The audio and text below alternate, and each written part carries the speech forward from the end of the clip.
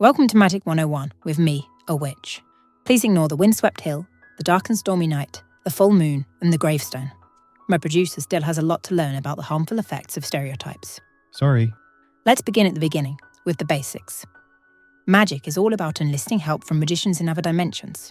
So for example, if you want a banana, you get a gorilla from another reality to hurl one across the divide. If you want to learn something supernaturally fast, you find a well-read orangutan somewhere in the multiverse and get him to tutor you.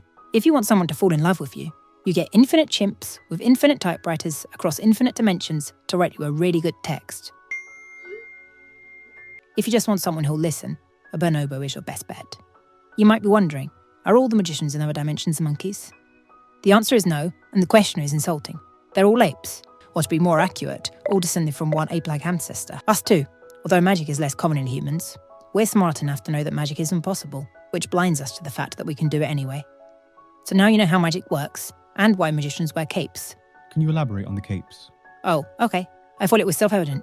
If you spend enough time talking about magic apes, someone is bound to mishear and start a trend. Now I know what you're thinking. If other dimensions exist, can we visit them? And to answer this question, we need to talk about rainbows. People are obsessed with rainbows. They talk about the pot of gold at the end of them, the land that exists somewhere over them. Higher than that? No, way up high. Italians even drive go-karts on them. Yet despite our fascination with water-refracted light, people rarely talk about their most interesting feature, the door that exists at their exact midpoint. This door leads to other dimensions, where everything is exactly the same except for one small but significant difference. In this dimension, these things grow on trees. They're like if Terry's chocolate oranges were wet and not as tasty. The locals call them oranges, which is a bit on the nose if you ask me.